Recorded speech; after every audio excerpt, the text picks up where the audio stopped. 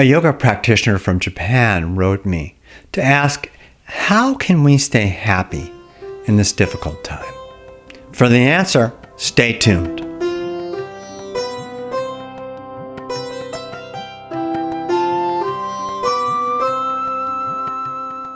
In the midst of this worldwide pandemic, with the death rate growing daily, with many of us having financial insecurity, fear for our health, fear for society, all these things, it's very easy to sink into a dark place. The yogic approach is to try to focus not on the broader things, like what's happening on a national, international level, things that we probably can't affect too much, but instead to focus on what we can do personally in our lives to try to make circumstances better.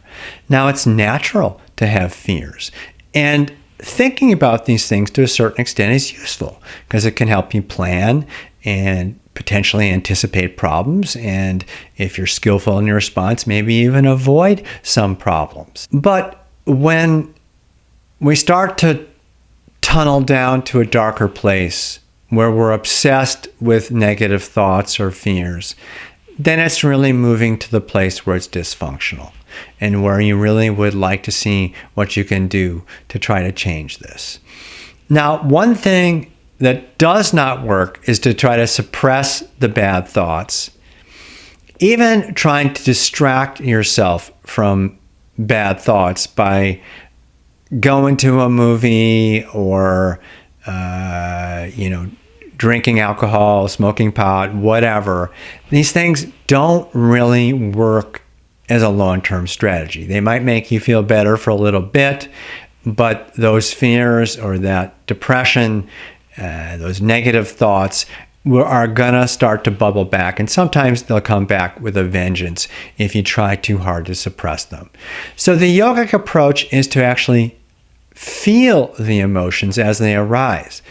Now, this doesn't mean going into the story over and over again, because the story is just a habit pattern. It's just a samskara, and the more you repeat it, the deeper that habit pattern is going to get. What you instead want to do is feel the emotion. And if that emotion is sadness, go into that feeling of sadness, again, assuming you're not in a terribly dark place, in which case you should definitely be going for professional help. You want to feel what the emotion feels like in your body. In other words, where in your body do you feel it? And what does it feel like? And try to bring your attention to that feeling. And one of the things that happens if you do this is you'll notice that the feeling is actually not a constant thing. It's something that waxes and wanes. And if you attend to it, it often, after a few minutes, sometimes less, sometimes more, it passes. And so there's something about allowing ourselves to feel what we may think of as negative emotions, sadness, anger, fear, whatever they might be, to actually allow our bodies to feel them. That can be really useful in them not getting stuck, in them not necessarily bubbling up at a later time.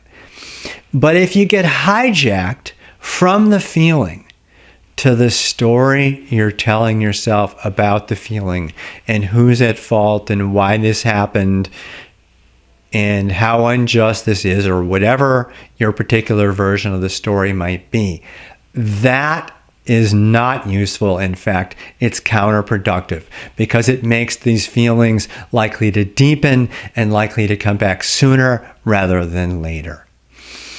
Now, when you do have a situation which seems intolerable, yoga says that there are two basic approaches you can take.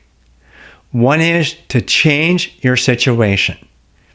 Now, obviously, right now, there may not be that much we can do to change the bigger situation. But we can do things to try to change our own situation by, for example, really committing ourselves to our daily yoga practice. Adding pranayama and meditation if we've left these two really important tools out of our practice. And I've got another video on pranayama, which you may want to watch if that is of interest to you.